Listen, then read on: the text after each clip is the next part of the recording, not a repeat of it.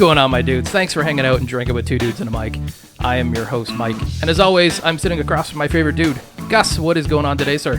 I'm good, man. We got an awesome show going on today. We do. Full studio. Yeah, full studio. Yeah. All mics are occupied. Wait, me's? All me's? That's right, we have a guest co-host in studio today. I can't believe you came back. Of course. This is pretty awesome. So guest co-hosting today, we got Kayla Baby, K-Bibs. Yes. in studio.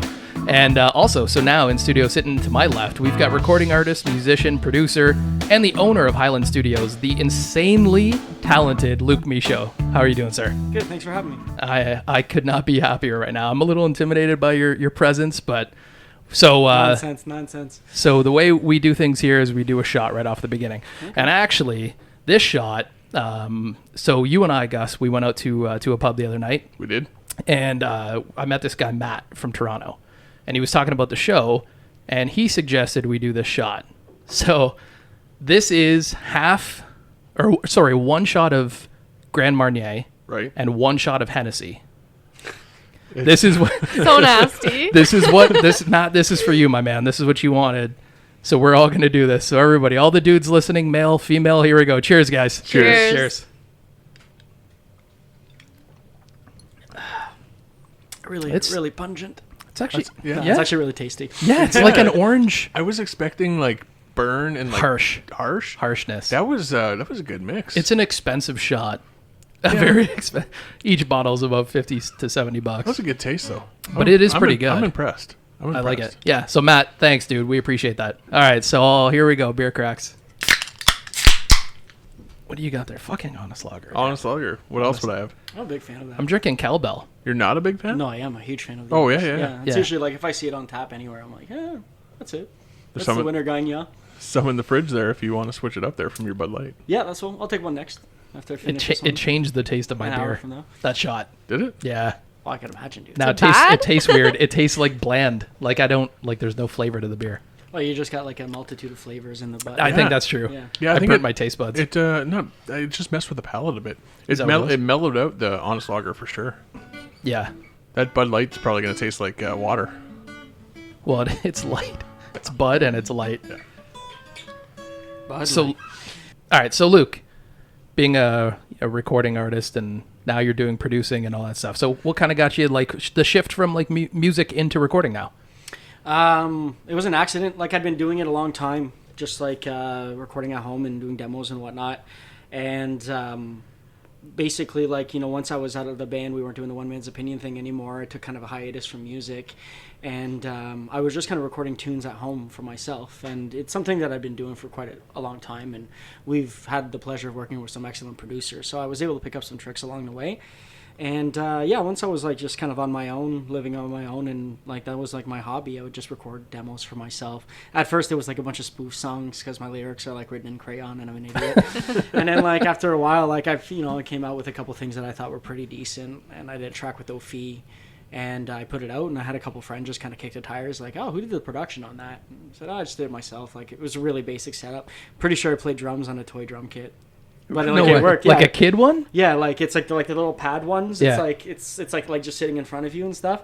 Yeah, like you don't have anything at the beginning, right? Like it's bare. Yeah. And I had like an art tube fire, like a tube interface, and my buddy Carl was just like, why don't you just buy a mic and stop being so cheap and like start investing in your stuff? And I was like, oh man, he's so right. So I did. And then it started from there. I was buying gear all the time. And then a couple of my buddies came in, and then it was just like, I think it was like the Mischko brothers and Dave Russell were both like, oh, we want you to actually do my record. Yeah. And that's when I said, okay, well, I'll do it on the side.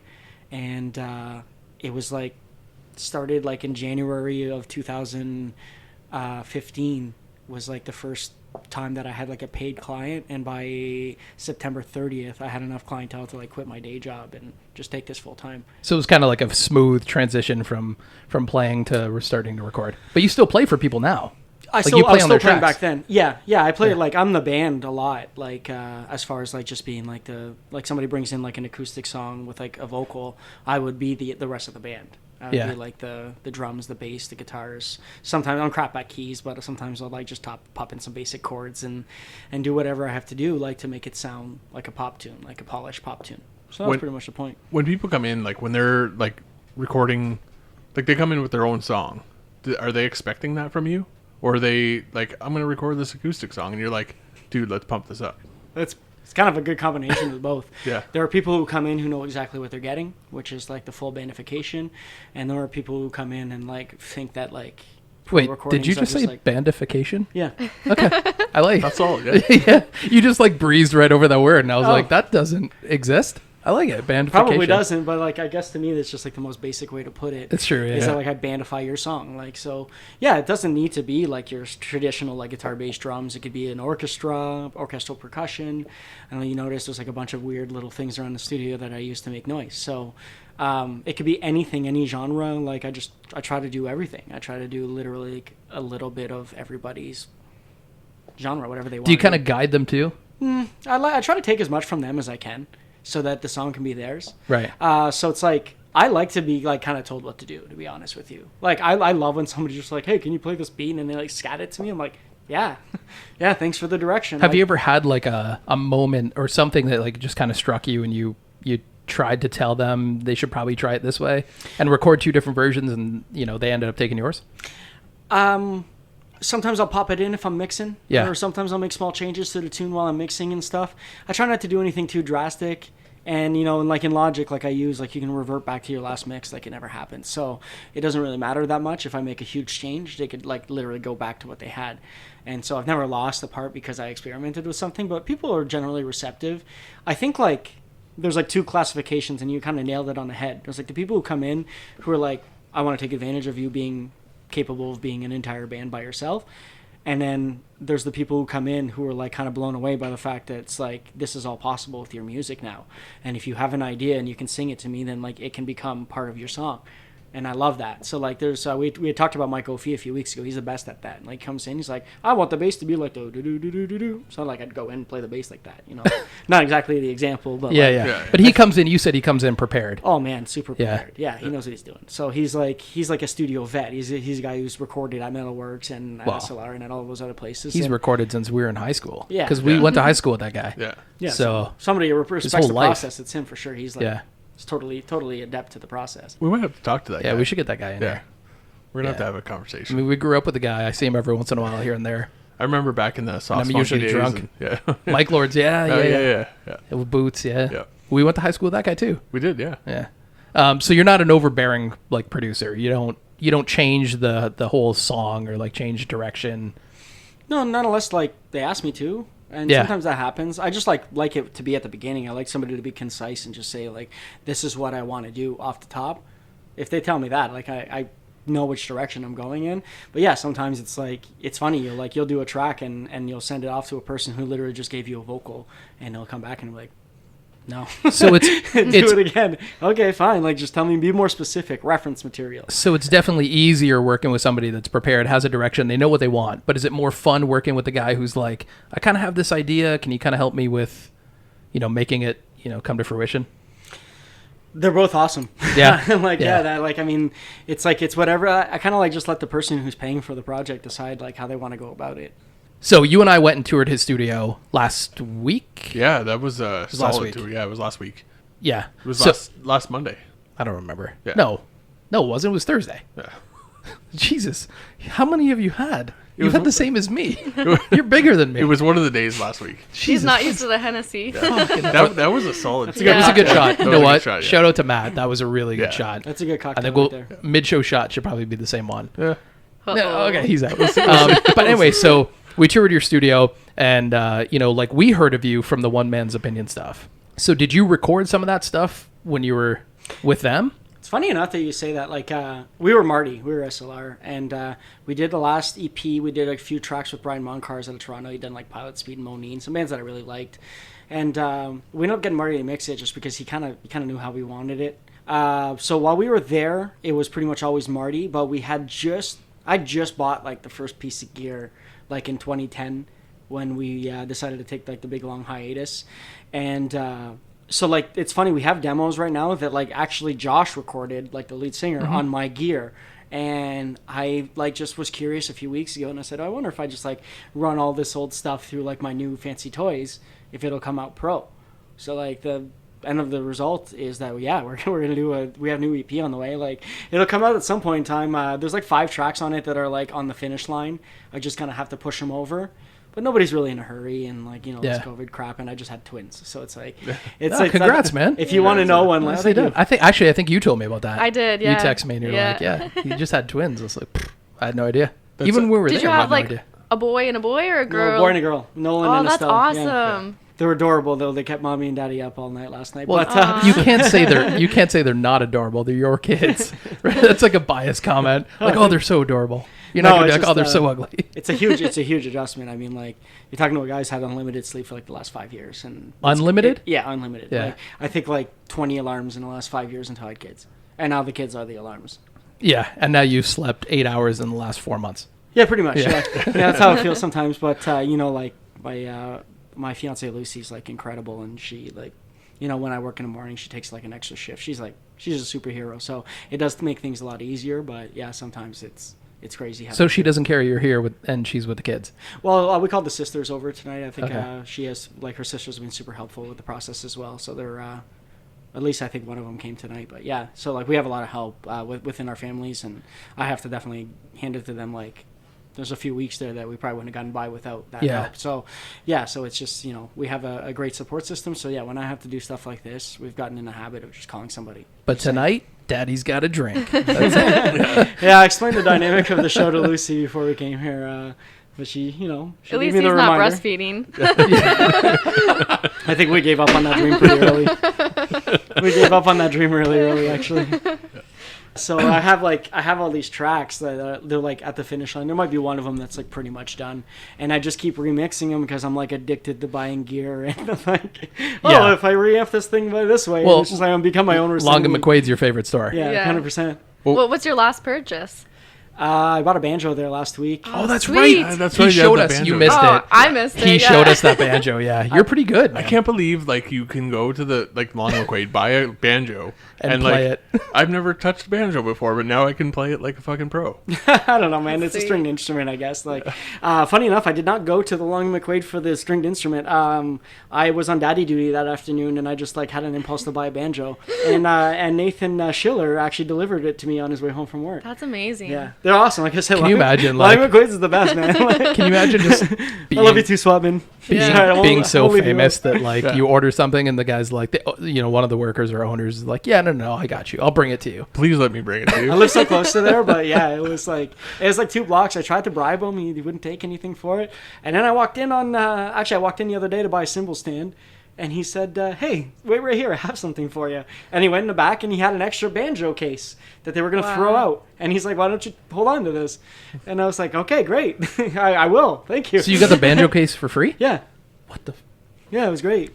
That's solid. But he's like spending so much money anyways. I'm sure it has more. I think it's just like I've been there for like 15 years. True. It's like, hey, guys, what's up? I'm sure at the beginning they probably hated me, like anybody else. No. It's like, I'm abrasive. I don't think they ever did. Actually, you know what? We friended a guy on Facebook. He used to work at Long McQuaid, and he sold me my first drum kit when I was 12 years old. The favorite money I spend is at Long McQuaid. When I walk in there and I'm like, I'm buying. Like you just don't care. I'm buying fucking $200 worth of strings today, motherfucker. Like you did yesterday. Like I did yesterday. Yeah. a lot of that's guitars. That's the issue too with you though. Owning a studio, you have to restring your stuff. What, like monthly? I used to be a big budget, and I break less now. Even though I still break them, and my band makes fun of me for it all the time. Yeah. I break fewer strings nowadays, but like I'd say like 3 years ago, I was like $1,000 a year. No joke. Holy shit! I did my taxes the one year. That's a drum kit, dude. Yeah, $1,000 a year to restring guitars. Fuck me. There was a point in the Wiggle stretch, like early on, when I was flipping guitars all the time, and I was like just sweating, and I wasn't wiping down the strings, and like I was breaking a string a gig. That affects it? Oh yeah, for sure. Really? Yeah, because they'll rust up and it'll get gross and like yeah, and I'm not allowed to have nice things. Like I do not treat my music. I do not treat my gear nicely. Like I use it and yeah. So like the strings were popping them for like actually this Gibson that I have now is like the longest I've ever gone. Yeah. Without popping a string. But you have that custom made one. Yeah, that one holds pretty good too. Yeah, that's a pretty solid guitar. How'd you get that one? I was playing in Toledo, same show where we were talking about the rapid fire there, where that big mishap occurred. And one of the patrons recognized the One Man's Opinion tracks, asked me if we were playing covers. I said, no, those are ours. And he basically said, well, I make guitars and I want to promote myself. So his name was Ben Lindsay, Madison's Music Store. I think he's got a new eBay thing going. Is he still around? He's he's just on the other side in Michigan of that border now, from Toledo. And I still get a hold of him quite a bit, but he ended up making me a couple guitars. He made basses for Wilbur, who was in our band at the time, Chris Wilbur, and he ended up making a couple guitars for people in Windsor. So it actually worked out pretty well for him as far as like the endorsement concept of it was. But yeah, he labored it for free, and there's he just basically put like a ton of money into parts. You were picky. You said I you just were told him really exactly picky. what I wanted, which is what he asked me to do. Picky, get it? But I thought Guitar. I thought he was like blowing smoke, man. Like, to be honest with you, I didn't have to give any money up front. Like, what do you have to lose? And then this guy showed up at my house like a week later with a guitar. Everyone just shows up at your house. Yeah, sometimes. Yeah, it kind of seems to be the thing. true. Yeah. We've always had like hospitable, like the Michaus are very hospitable people, like my parents too. So yeah, we've always been kind of like a gathering house. So for some I've ever heard Just that. shredding as he's having a conversation, like not even noticing. Casually. Just casual shreds. I'll be honest with you, like for years this was like my way of integrating myself at parties, not even like trying to be like the front of the party. I'm never playing loud, like I'm always just kind of quietly. But like you can kind of just jam like around a campfire and not be the guy who's like screaming and like taking away the attention from everybody, and like you become like less the douchebag and more just like the guy who doesn't Calms care that he's everyone. I've been background trying to music. learn how to sing and play, but it's really hard. It's really hard. It's tough, yeah. It's tough to manage. If you have tips on like how to sing and play at the same time, let us know. They say the trick is just to know the song really well at the other instrument. Yeah? Yeah. Well, that's the problem is I'm a drummer by nature. So guitar that I have, like I bought a guitar for myself for Christmas, fucking wrapped it and everything, put it under my own tree. Yeah, I live alone. Santa Claus came. That's right. He bought me a guitar and some like that. drumsticks but so like the guitar I'm trying to play, I can't sing and play. It's Take a while. I get confused and then like my finger picking hand doesn't move and then like my chord hand doesn't move and it's just Well, I'll tell you something. Like I don't believe in anything like happens like because you have it. I think 10,000 hour rule is like the most applicable of course. rule of life. You know, like so. None of the things that I do now are like nothing came to me just because it came to me. They're all related to that rule. Like everything that I know is related to the 10,000 hour rule. So, like, where did you you started with guitar? Started with bass in grade 7, and I flipped to guitar like by about midway through the year. I just like went home, and my dad came from a musical family, and I just said, "Hey, I want to play," and my parents said, "Okay, no problem." So, like, I like it. She's already going. She's going for seconds. you play everything now. Like, you play the banjo, you play the drums, you play the bass. What about the ukulele? Yeah, so it's a string, there's once one again, behind stringed it. instrument. You should play that later. There you go. Maybe, It's pretty much, I think, like a relatively same.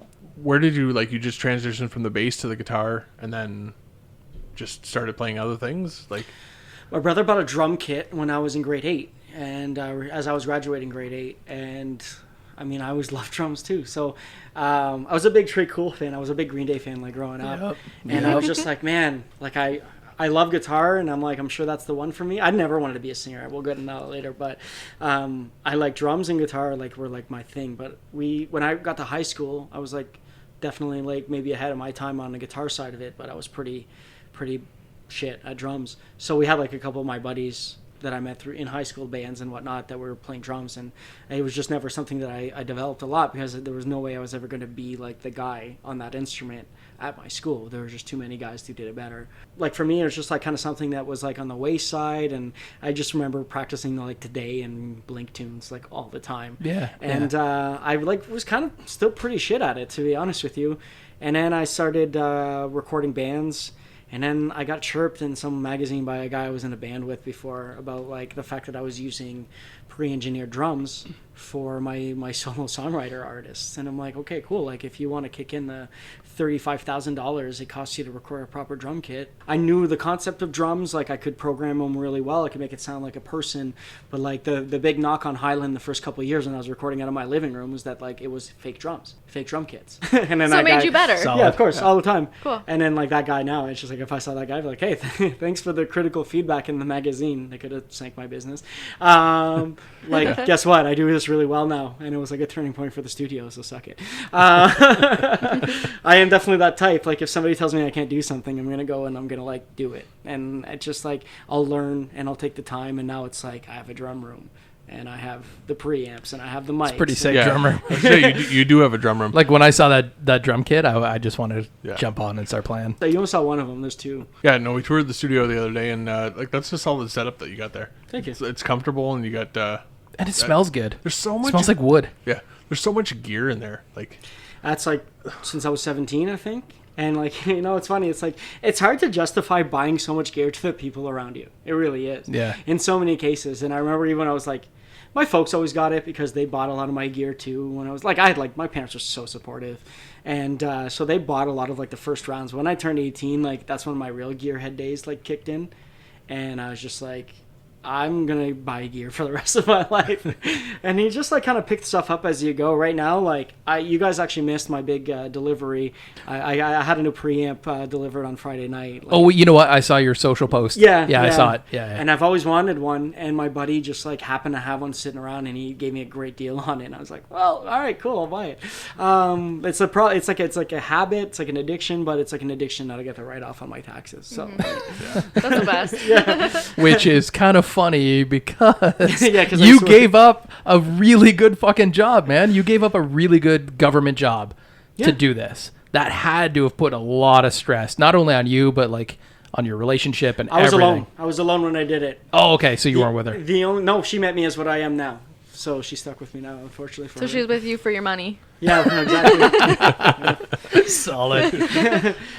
So why did you jump? Like you knew you had a plan, right? Like you were going to be this many years, then you're going to be out, and this is what you wanted to do. Yeah, I had 10 years.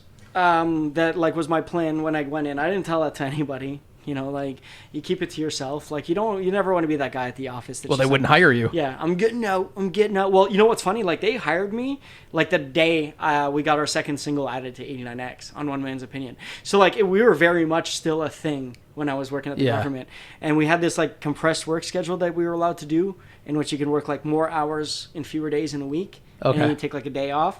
So I'd work like, and this was like consecutive from like I say age 21 to 20 to 23, is I would work like 22 to 25, and I'd work my day job until like Friday, and then Friday morning or Thursday night we took off for our weekend tour.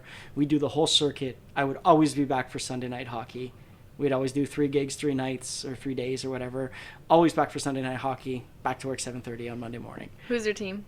Oh, I just played men's league. It's not important hockey. Oh, I thought you were watching it. No. That's what I thought, too. I was playing. I got to get back for that Sunday night Yeah. hockey. And I remember a couple times where I cut it close, but I always made it. So it was funny. Like you're coming in from like a Midwest tour, you're like coming from Indiana or like Illinois or something like that, and you're just like, okay, I gotta get. This is what time we gotta leave at, so I can make the game today, boys. What position did you play? I'm a goalie, so it's kind of important. me that I'm too, there. say we got me the makings. too, yeah. Wow. Look at that. the makings of a hockey team here, but they Well, play the same position. Then it's just me versus you. I It's just, okay. I like playing out now. I get her as a goalie. I'll take Luke. All right, done. We'll destroy you. Done. Fuck you. 2-on-2. Fuck you, you will. She won the championship. Mike Dove's live 2-on-2. Yeah, done. Yeah, Yeah. I'm down. I mean, Cool. it's Canada. We can freeze your backyard in July if you really want to. I have skates and I have a stick. So So hang on, I want to ask you the one man stuff.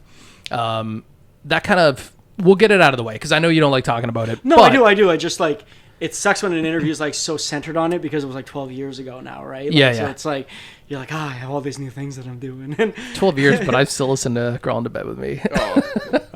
it's in my playlist. Yeah, it's on right- mine too. Yeah. It's so good. That one man stuff really kind of like put you on the map, right? Yeah. So is there anything like looking back where you're at now, would you change anything you did with them? Or in your career up to this point? It's weird to say, like, and I can get a lot of trouble for this, but we're just going to go for it anyways, because it's like I've always been kind of candid That's what about this show's for. I feel like, one of the reasons like that we weren't able to go next level was probably because I took that job, and because it was like I had like this really, really, really nice like government salary. It was like a lot of time that I had to be there. You only had so much vacation time. Yeah. Even on a compressed schedule, I used to just burn through my vacation time like all the time. But like I think we gave it a really good kick at the can. We had a couple learning experiences along the way as far as like things that I would redo now is that I think I wouldn't have held out when we had the deal offer from Universal. Whoa, wait a minute. Yeah. That's a game changer. Wait, you had an A&R guy that wanted to sign No, you? the president. And but the thing is, so here's how it works. you're on radio, right? Like which we were as an indie act on 89X, and you have like these BDS reports that go out to like A&R guys all over the place, right? Like even if you get signed, it doesn't mean you won't. Sometimes it's a sign and shelf because they have something that's competing against you. They want to get played. It's cheaper for them to buy you and shelf you. You know, I don't know we didn't know what was that deal with, like what the motivations were. We knew that it was like it was a distribution only online deal in a time in which it wasn't that popular. So it was like only iTunes, and then they would have owned like a pretty decent portion of it. We would have had to pull off the songs online on all the spaces that we were trying to promote them on. It's like, it was an okay deal, but it was very much an entry level, like totally take advantage of the situation you're in now deal, in my opinion. So it's like, we had other labels that were looking at us. We felt like there was more than one single on the record. They're very well could have been like, but for us, I don't think, like looking back on it now, that we were in a leveraged position to be waiting out for that. But you don't know that when you're 21 years old or 20 years old. But like, I was one of the big proponents against the deal, so it's like, obviously I took responsibility for the fact that it was on the table and it didn't work out. We ended up signing in Canada to Fontana, and it was a Universal thing again, and then we sold a bunch of records. Wait, to who? It was like Maple, Universal, Fontana North was the distributor, and like, so we had a decent. It was like the same deal Soma had for 7674 or whatever. It was a decent deal, like, and everything else. But like, it's, you know, if you're counting on a major label, it'll just pick you out of like Windsor, Ontario, and just bring you to the next level. Like, it doesn't really happen very often. Like, chances are you'll be like Bluestones, where you've already established yourself. Although we were talking to Al last, Al shows made ago. it really far, so like he'd be a good. Well, and we were saying how it's much easier to get noticed and signed now because of like YouTube and TikTok and all that shit than it was, you know, back in the one-man days. Yeah. Because there's no way. Yeah. That stuff didn't exist. Like, maybe YouTube a little bit, but... We had a radio guy, I think his name was Sam DeAngelis, and he did everything he could, but like, his job is to get spins. Like, no matter what, if you're a promo guy for a record label, when you go into those radio stations, your job is to get any spins. So if you're peddling 15 acts and you get 3 spins, like three ads that day for the rotation, you're a winner, right? So that's like, it's a business just like anything else. Well, it's like, for us, it's like, I used to be CC'd on the emails that went out to all the radio stations and said like, play these guys. And I know Calgary, like X92 or something like that, picked it up for like 2 weeks, and then it's just like put it in a really light rotation, and it was gone as fast as it was in. And that's kind of like, that's what can happen in radio. But like, he tried. He had us like going out to every single one of these markets and saying like, hey, like, you know, here's the new One Man's Opinion, but like, here's the new Radiohead, and here's the new TV. And you're just tough. Like, shit, man. Like, but that's a good inside though, to be working at a radio station and then also be in a band and put your shit forward. I'm sure that helped. It was huge. Like, I mean, like the fact that I could just walk a record in, and like how we got our manager, he was like working for Reprise, selling the new Green Day's Working Class Hero and the new Used track. At the radio station, I just happened to be there. I'm like, hey, guy I've never met. I'm like handing out records like they're hotcakes right now. Do you want this thing? He called us back. He was like, hey, man. You know what? But back then, you had to grind. Yeah, you had to. There's no way. You're not just gonna get handed to it like, you know, fucking Justin Bieber. I was gonna post a video on YouTube and he's fucking massively famous. I was a good grinder. I always thought that Michaelers were the best grinders. Like, they were like on the tour, man, when we'd share the stage with them and everything else. Like, they were out in records. They were making sure that their brand was getting recognized. And I think for us, it's like, not everybody has that personality where you can just go out and like and ooze that confidence. So after all the one-man stuff, you gained a lot of knowledge, and now you're in like a really big band called Bigg Wiggle. Yeah, that was... How the fuck did you get into that? You know, that was like also another kind of nice coincidence. I was recording this gentleman out of Ghana. His name was Emmanuel Clay. He went by Bubune. Still to this day, like one of the coolest records I've ever been a part of. And originally speaking, Dardis Willis of the Windsor Express, the guy who owns that team, had seen him, I think, either at a church or something else, and was just like, wow, this kid's got the X Factor. And he was right. The kid had the X Factor. So we do the record, and towards the end of the record, he asks me one day, he says, do you know anything about a band called Bigg Wiggle? And I was like, yeah, man, I grew up watching them. Like, the guitar player's a legend. Like, I like used to get my guitar set up by him. I bought guitars from JD. And I was just like, man, that's like up there on the scene here. Like, it's a good job. And he said, yeah, well, like, I guess the singer's retiring, and they like asked me to come in and try out to be the singer. And I said, that's incredible. Like, congratulations. Like, very good for you. And he said, yeah, but I don't really think that I want to do it. And I was like, dude, do it. If not, I will. And so he like set a meeting, and we were on the way to the meeting, and he's like, yeah, this meeting is actually kind of a little bit more about you. Like, I've already told him I don't want the job. Oh, okay. That's fair enough. And so I went in, and first question Dave asked me is like, how do you feel about playing covers in bars? I was like, well, I do it 4 nights a week. So it was pretty easy, like, transition for us. I learned 70 tunes the first month. How many? 70. 70. Yeah, because we had back-to-back weekends coming up in the first 2 weeks together, and like you got to do different sets, especially if you're doing clubs. First weekend we did the same set because it was like that's what you do. Yeah. And then the second weekend we were like back at Joe's, and it's just like you do 2 nights, you got to do 70 tunes. So That's insane. like they came my direction a bit. They learned like a half dozen of my tunes that I knew and stuff, and yeah, it was nuts. I didn't have practices with the guys for the most part. It was like me and Dave, like in LaSalle in his house, in his basement, just like going over the vocals. Here's their vocal here. And I was hired to be the vocalist, despite the fact that like I've been a guitar player my whole life.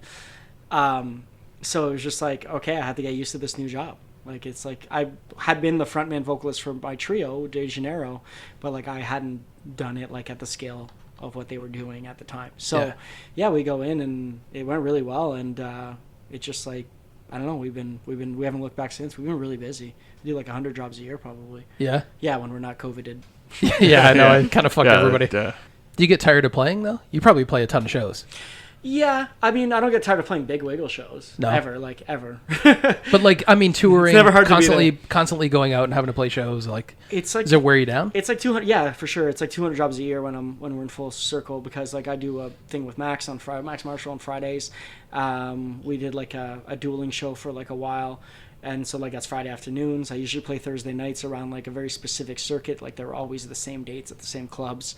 And then on the weekends, it's like all Wiggle. And then whatever was left over, usually I would try to get some jobs for Trio, because I love Lab Band like as well. It's like that's a band that I formed. And, you know, the guys were nice enough to let me keep that project, because it's like eventually, you know, like those guys are like, that's going to be a cool band to work with as well. So, but yeah, as long as the Wiggle train is there, like I'm never tired of being there, and I will play those gigs as long as they want to do it, man. Of course, I'm gonna play those gigs. Absolutely, I love it. What's your favorite song to play on stage? With them, we do a tune by Alabama called Mountain Music, and it's like just like this 3-way harmonies all the way through, kind of like cool chorus, and then at the end, JD and I slay like a 32-bar solo, like we go back and forth. It's really fun. It's like That's really awesome. fun. Yeah. And now you have a solo project, LME Show? It's been around for years. Yeah? The LME Show tunes were technically the ones that got me kind of like on the map for recording. Right. I don't pay a lot of attention to it, if I'm being honest with you. Like, I use it to hash out new ideas, new mixes, new production concepts and stuff, but never really considered myself an artist. I always considered myself a technical expert, like somebody who just understood the basis of things really well. Yeah. But I never considered myself to be like, you know, mysterious. Never considered to be an artist, except for the fact that you were in like 2 massive bands in your career.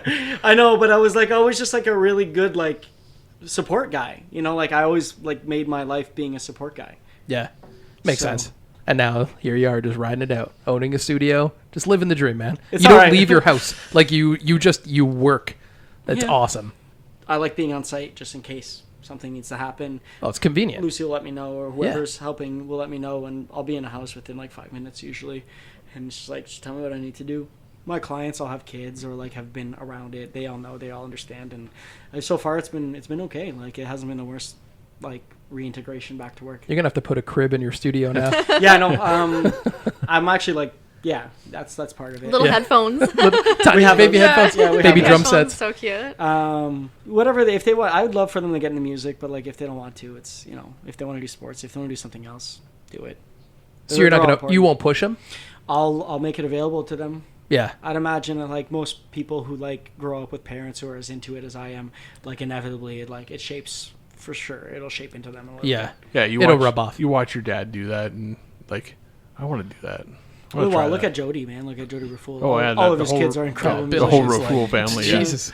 Yeah. He like literally the guy was a rock star who just keeps making rock stars. So keep having kids, Jody.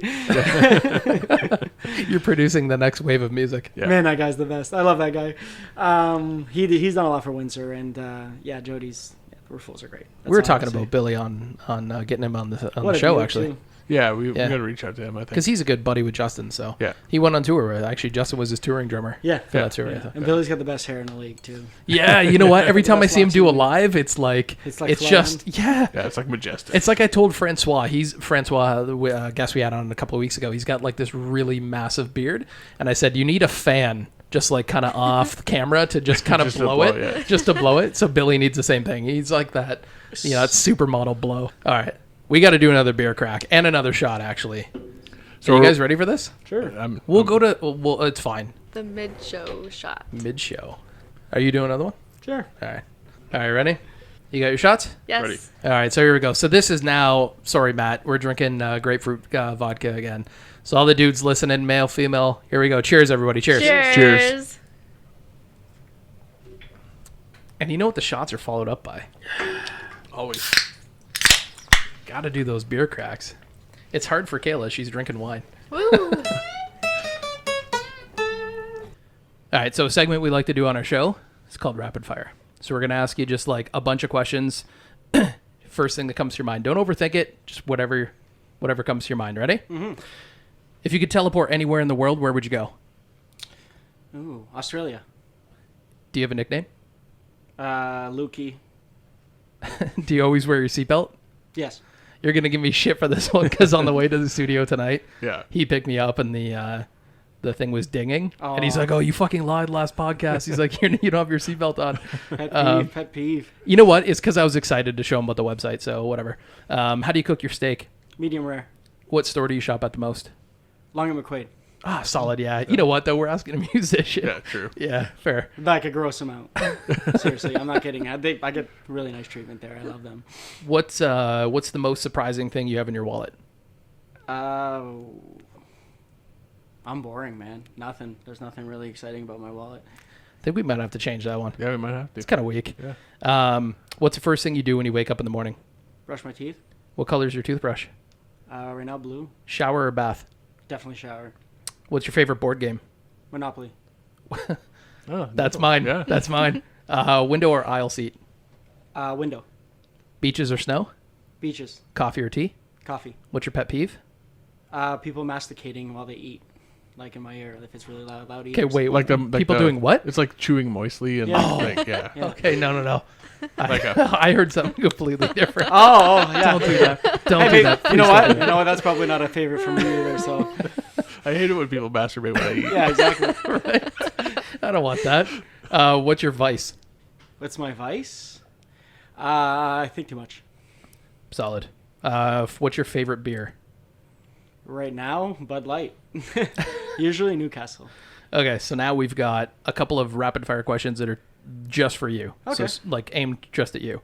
What's your favorite city you've ever performed in? Nashville.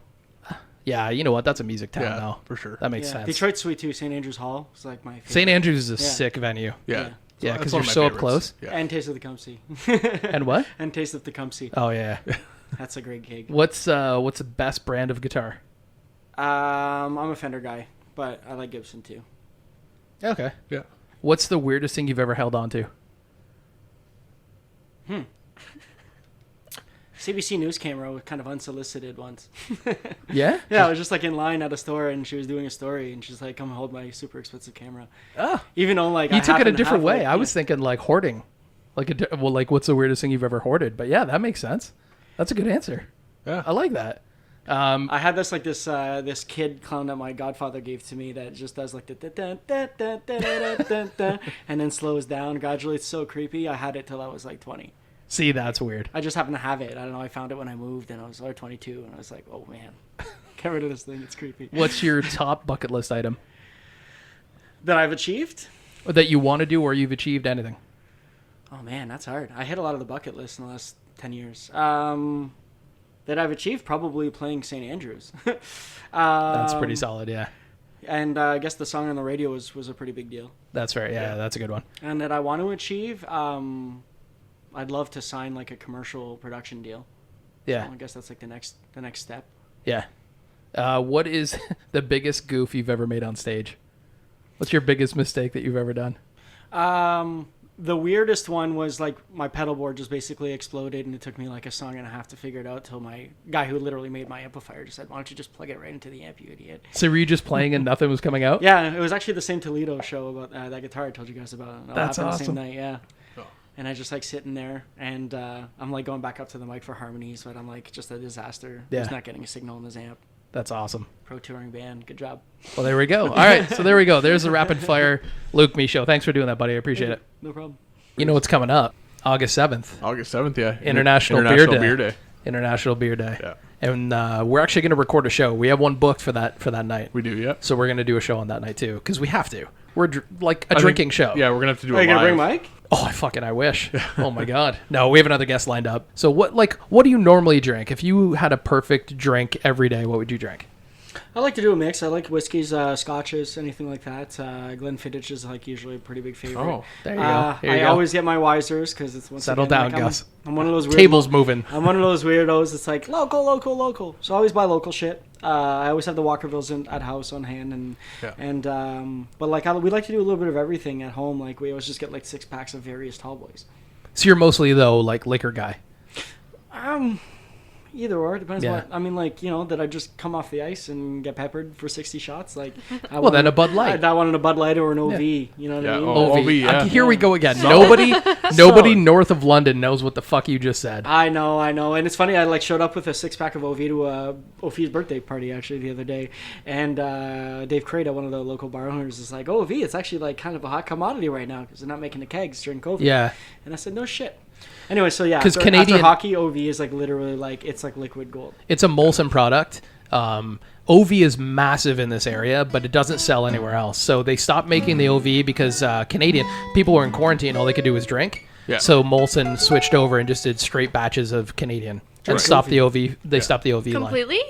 No, it's back now. But Oh. for a while they just stopped because they yeah. couldn't keep up with demand.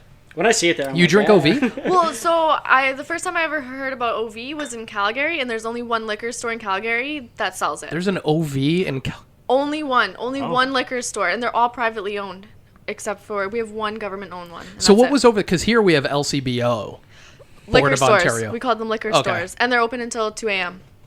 Holy, Oh, whoa! yeah, that'd be nice. And Yeah. you can drink Yeah. at 18, and you can shoot Yeah. guns, and you Yeah. fuck. So if you do decide to switch it up and you want some scotch, there's plenty on the shelf there. We got some decent stuff up there, and What was that campfire one? Have you I tried think this this Walkerville campfire? is going to be like it for a while. I think for me, I think I got like the perfect. Have you tried the campfire? What's the campfire one? it's a ashtray. What's the name? Yeah, Does it's not Does good. it have like a smoky smell? Did No, you it's smell it very last show? smoky. I don't. No, Somebody, I one of the didn't. guests last time smelled it. No. It Who was it, did Al? you? Did you? Did you? Yeah. Yeah, I don't know. This one, so we were just at the liquor store, him and I, and he saw this bottle sitting on the counter, and he's like, "Oh, $70. Yeah, I'll buy it, just because." And then he buys it, and it's like the most disgusting thing ever. It's not- It was so bad. It's not. It's. I enjoy it No. once in a while. No. That's usually like when you're out of other alcohols, right? Like, Well, I don't The think he's last gonna run. resort. yeah, I don't think he's gonna run out for quite some time. I have cognac at home that we use for totally other different things that like is decent in a pinch, but like not a go-to. Do you have a infinity bottle? No, that we do not. The infinity bottle's right next to you there. All right, That's a good mix of scotch. Yeah. It's just what Oh, leftover. I saw that. Yeah. It's leftover bottles. So or it's, something? yeah, just leftover different bottles that have emptied. So there's some Oban in there. There's some Highland Park in there. We went to Paris. Oban was like a big thing. We drank a lot of it there. Yeah. At least I did. The It's Oban so 14, expensive though. Yeah. It's pricey, but Yeah, it's it was like tasty. $7. No, it's not. All Or of it €7, tastes like burning €7 balls. for an ounce. Tastes like burning goat. Oh no, donkey. What was the DJ joke? It's was, burning donkey. It tastes like donkey. Because that and one it time I ended had up being donkey. That's what it is. Before we welcome get to. too much into guitar stuff, I want to talk to you about something. Sure. So on your socials, I see the KVS tour. Yeah. So are we right in thinking it's Kenny vs. Spenny? Yeah. And do you know these guys? Yeah, if you go on Spotify, Spenny and I have a tune on there that we did at my Jeanette studio back in the day. And we did another one called Porn for Free that I should mix at some point. So basically what happened with Spenny is I was working as like the booking agent at Manchester, and they paid for the celebrity sex toy bingo with Spenny. Oh, okay. To come in and do a show, and like they just like had a new system, and they just wanted me to be on site to make sure everything worked well. Yeah. And I really hit it off with Tony Lee, who was like a XXX hypnotist guy. He's got his own. It's his manager. Yeah. Yeah. Yeah. And I hit it off with Spenny too, and Spenny's a musician, and he's a pretty fucking good player. He's really good, actually. Yeah. I was just like super surprised. So it was just kind of like a dick around. I was just like, hey man, let me know if ever you want to do a track. You know, like I was just starting to promote the business. I was actually still working at the CRA, and I actually talked about this story on Facebook like 2 weeks ago because the picture of me and Mike Ophi on CTV with arms booming like popped up after like 5 years. And it was like that was the day that I decided to quit my job. So I was like in like Port Stanley, and he was just hosting an open mic at like a club over there. It doesn't even exist anymore. And I went in and just like played the open mic with them. It was like the people of Port Stanley were starving for entertainment. I got like a standing O at an open mic. It was hilarious. So I ended up like actually like Tony had his place off Dexter Line with a woman that he was married to at the time, and I went to record Spenny the next morning, and then I came back to Windsor. We were on a noon report with Arms, and then we were on CTV News with Arms, and then we opened for Everlast, like all within like Everlast, dude. It was like 12 hours. Oh my God. We were, like within each other. It was just like holy shit, and I forgotten about that because like in one man, it's like you got that, but like. Yeah. Like at this point in time, like it'd been a long time, and it was like intoxicating, and I was just like, oh yeah, I keep forgetting that like I've done this for a long time, and people know it, you know. So I just kind of took advantage of it, and I had like a whole plan set out, and it just turned out well, and so I went back to work on the Monday morning after that weekend and said, hey, listen, I'm going to do this for a year. They give you a year advancement, professional leave they call it. Professional advancement, sorry. And they just say like, yeah, try it. Sure, no problem. And then it's like, I'll let you, everybody can go on vacation this summer. I'll stick around. And like September 30th, that's the day. And I don't think anybody ever really took it that seriously until it just happened. Anyways, back to the Spenny thing. So Spenny and I, we did that track. We did a couple other tracks. There's a track on Spotify called The Single Entendre Blues, and it's exactly what you think it is. And it's pretty funny. And honestly, I booked him. I ended up being like a booking agent for him more than anything else. Yeah. Like I could book other things for the company. I only met Kenny once, but Spenny like stayed on my couch for like a whole summer that year, like just on Fridays, but like. Every Friday, I'd pick him up at the train station. I'd bring him to his gig at Shenanigans, which was a club that lasted like I remember 2 or 3 months. That, Bunch of beauty owners. It just never really. What's all worked that out goofy shit all over the walls, Gus? Yeah, so mean like Shenanigans? So like I mean like they were big fans, so we tried it, and it you know it worked for a bit, and then it just didn't produce what we wanted it to produce. So he like, but like him and I became really close friends. Like he spent a lot of time down the 401 with a guy. Yeah, and it's funny. I talked to him a few weeks ago, and he's still doing fine. I hung out with him for quite a few hours. He did an open mic guitar set. It was like guitar comedy set across from Manchester. I forget what the bar was called though. Oh, Pub Club. Yeah. So I was the other guy on that Pub bill. Club. Yeah. Yeah. So it was he like was we there were one both night. on the bill. Yeah. Yeah. So I hung out with him. It was me and a couple of people and Spenny, and like awesome dude. Like he's nothing like he is on TV. Like no, it's way more complete cerebral. opposite. Yeah, way more cerebral. Like, that's what people don't understand about him is that he's really smart. And so I spent a lot of time with him. I like him and I got pretty close, and I got to know all of his Windsor circles as well. And but yeah, it's funny. He has a lot of connections here in Windsor. Yeah, he knows a lot of like business owners. Like Tony Gray. Tony Gray draws Spider-Man, which is like the coolest fucking thing ever. So that's cool. Like that Pub Club thing lasted 2 weeks. Are they still open? No, they're closed, right? No, it's like a totally different thing. Something else. Yeah. What is it called? Wild Child. Oh yeah. Oh my god. I think that's a little bit past my demo, but there's like stripper poles it's in like there. Bull on Wednesday. Like... so it's back to the original, back to the OG voodoo. Oh god. That's when I just arrived here. But I mean, like he's like I said, like countless hours down the 401, countless hours watching fucking sports highlights with the guy and. But he spent a lot of time at the old, at the actual like OG Highland Studio location. Oh, nice. When we met up with you in studio, we were talking about some bands that you went on tour with. Can you talk about those? Oh yeah, Saving Abel, Sick Puppies. Like you went on tour with these guys. Sick Puppies was just Detroit. One show. Yeah, it was just Detroit. It was Saving Abel that was on that tour that we ended up doing a few dates with. We ended up with like St. Louis, Minneapolis, and Detroit with them, and it was just like. It was awesome. Like they're kind of did they like give you some tips and shit or like? Well, the thing is that like when the national music scene, like especially like the bands that are going in out and like making it and whatnot, like that's like a low percentage play, right? Like if you look at it in general, so like typically speaking, like for me to just go watch like a regular professional cover act in Windsor, you're gonna see more musicianship than like a band like Saving Abel. Yeah. So like how those bands work is that like you have like the pro guys that like got hired to fill the sound and make it what it was, and then like the band guys, the guys who like got signed and whatever, it's like part of their deal. The pro guys are just getting straight up paid to be there. Those guys, they got that deal, they got to work out with the label and everything else.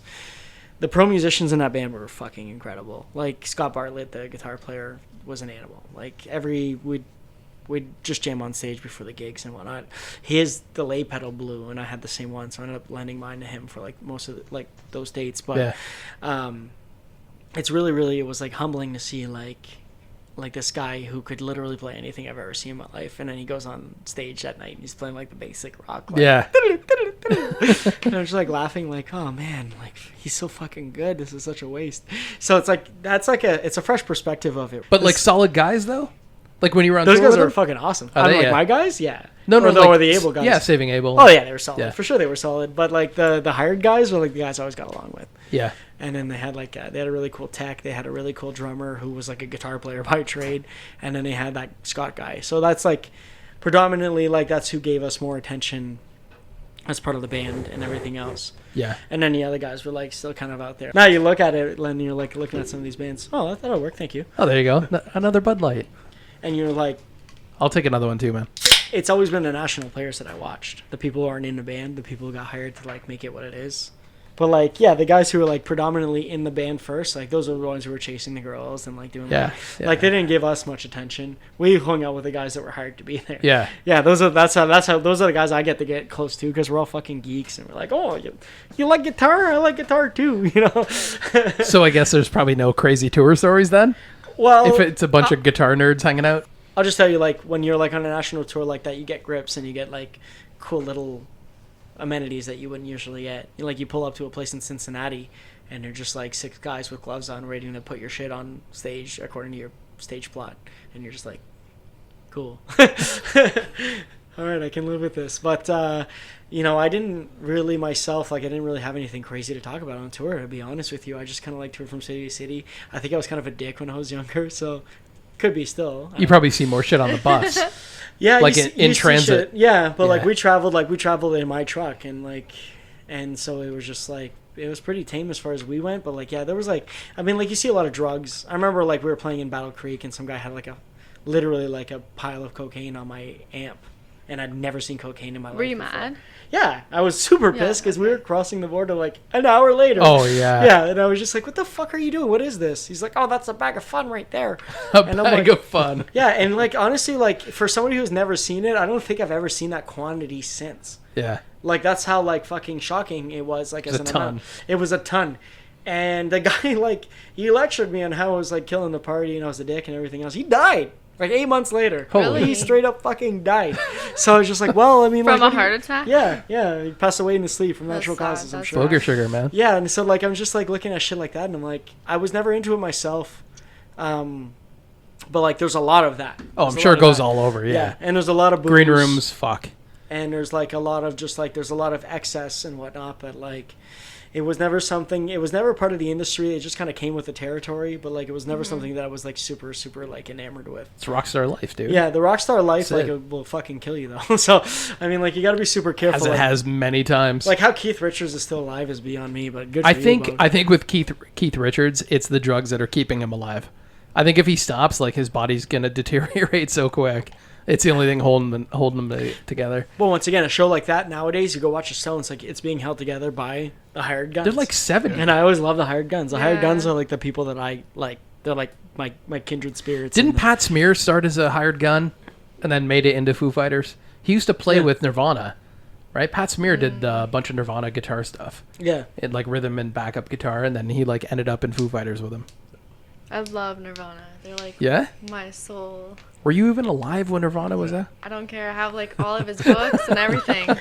We we saw a cool Polaroid. Our old manager was like I told you guys, his name was Joe Greenwald. He works for like C3 Music now. It's like a big Texas like promoter. But like this guy like was with Reprise and Capitol while he was working like just helping us with our band. And he used to work for Spin Magazine. I don't know if you guys know who that is, but they were on the Bleach tour. Oh yeah. Oh yeah. And they were at St. Andrews or Shelter. They had to move the show up to St. Andrews because they were starting to explode and it just got bigger. So Joe helped him with his amp, and then he's like at the end of the show and they partied and everything else. Like I need something for the interview, and he said they take a picture together, and this Polaroid was essentially like Kurt Cobain just playing along, like not actually doing this, but like going to the corner, tying himself off, and like just like posing for a shot. That's it though. It's a hard life, man. Like it's a hard lifestyle. Not the glorious parts, but like the, people get addicted to weird shit. You've had almost a whole bottle. So I don't want to put you on the spot, but do you feel like playing something for us again? Sure. It depends how drunk we are. We're all so drunk We right want to now. hear it. That's the problem with the drinking show is I love the concept over of our there. show, but it's hard to keep it going. Do you know Tenacious D? No. Oh! What? How do you not know Tenacious D? The answer to that should be obvious, but I'm not gonna go too for pretentious mode. Kyle is an amazing guitar player. Oh yeah. Both those guys are sick, man. Oh yeah.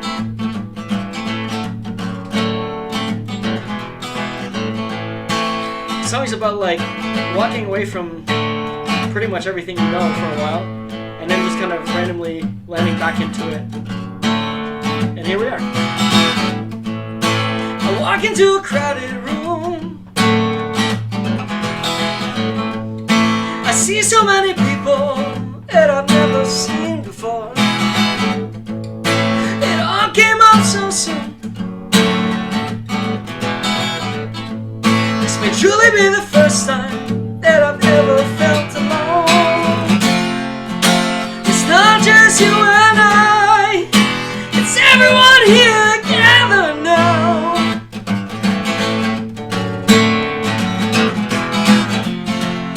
It's not just you and I, this common life will last forever, yeah.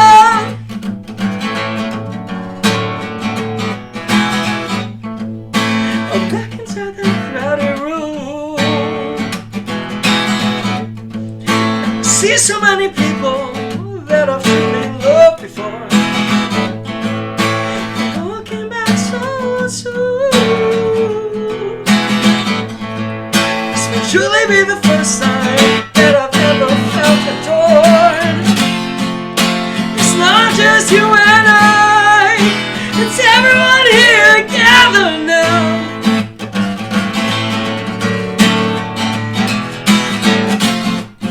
It's not just you and I, it's come alive and last forever now.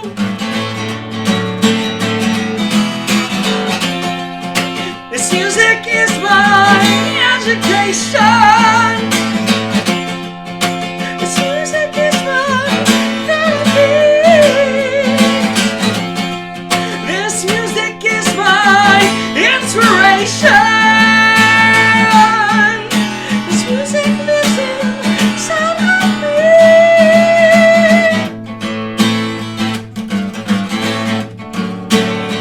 Do, do, do, do, do, do. Do, do, do, do, do, do. Do, do, do, do, do, do. Do, do, do, do, do, do. Do, do, do, do, do, do.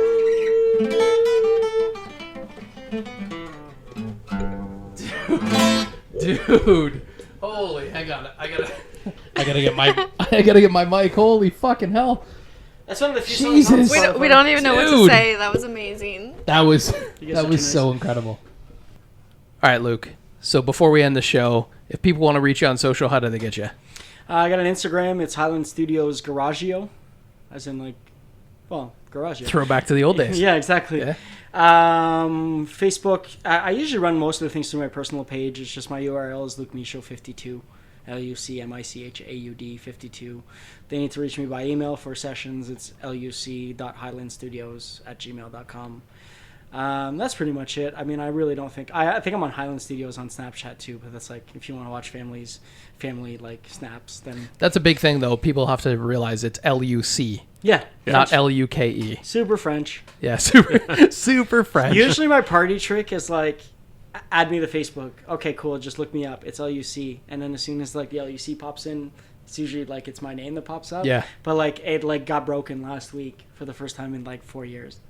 Where like it wasn't me that came up the first. You know, we'll post all of your stuff on our socials too, right? Yeah. So like we'll tag you and everything on Instagram and Facebook and all that stuff. If anybody wants to find us, go to our brand new website. It just launched, twodudesandamic.com, which is the number 2. Actually, we own both. Yeah. You can spell 2 or play 2 or number 2, whatever you want. It's twodudesandamic.com. Go there. We'll tag all of your stuff in our socials. Excellent. So, Luke, thank you for coming in today, sir. We appreciate you coming out, hanging out with us and drinking with us. So all the dudes listening, here we go. Men, women, everybody, cheers, guys. Cheers. Cheers. Cheers.